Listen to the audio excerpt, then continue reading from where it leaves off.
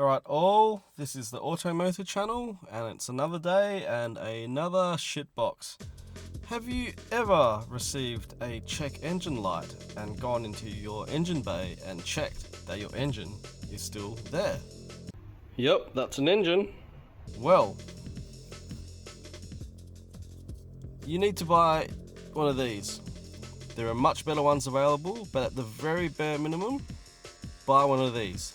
If you can't afford one of these, they used to be like $2 or $3 back in the day. It's a clone of the Elm 327 chip. I think I paid less than $2 for these. In 2025, they're probably about 7, 8, 9, maybe 10 Australian dollar bucks. Get one of these anyways, because if you need to go to a place like Supercheap Auto or Autobarn, they're going to charge you about $30. So this thing pays for itself, and if you can't afford $10, you probably shouldn't be driving a car or owning a car. So anyways, OBD2, standard on cars from the 90s onwards. Today in this shitbox, it's a Mazda 2, which has a check engine light code. What does it mean? Check the engine. Well, you plug this little baby or the equivalent. Some of them are cables that go to an actual module screen, which it displays the code, but this one's a Bluetooth device, and you can use it with your mobile phone via Bluetooth technology. I use an app called Talk Pro. It's free for a reduced limited version, but you can pay, and it's only, again, not much money, less than $10 for the full version, which is what I have. Very useful for checking what the check engine light code means, and you can pull the actual code and give you a bit of a clue to hunt down what is exactly wrong with your car. Your car's trying to tell you there's sensors everywhere. It could be anything, and before you go asking the internet for help, at least give us a code and we can help diagnose.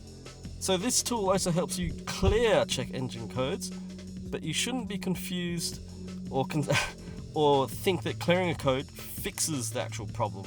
So I'll just show you exactly what this Mazda 2 is doing. So the plug for the OBD2 port is different on every cars. On this particular car, it's somewhere down here. Right there.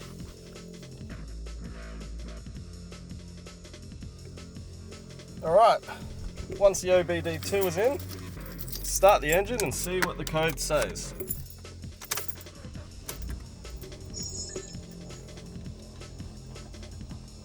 So there you can see check engine light.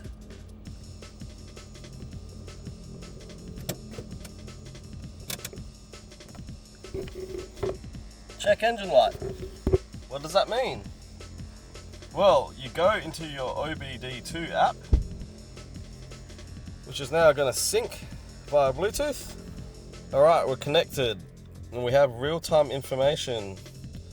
This is just what I've set up. Revs, acceleration, throttle, speed, coolant.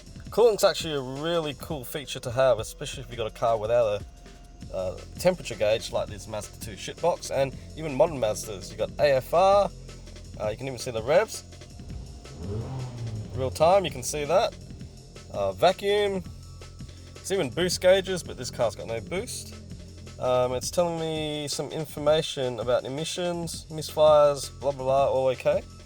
But what we want to know, fault code, log manager, P0328, powertrain, that doesn't sound good.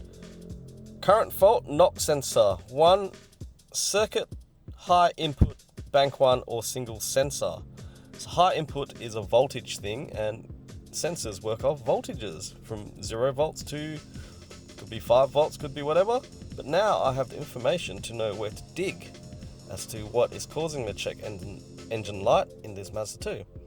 So from this cheapy little OBD2, oh, and look, the code is gone, but I know something's wrong with the sensor.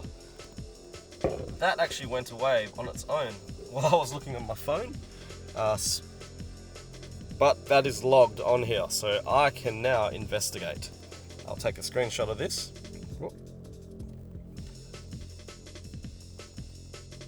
I'll take a screenshot of this.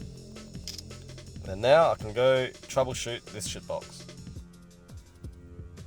Thanks for watching. I hope you find this useful. Pick up one of these cheap OBDs. I won't actually recommend which one. I'll post a link because I'm not an affiliated channel.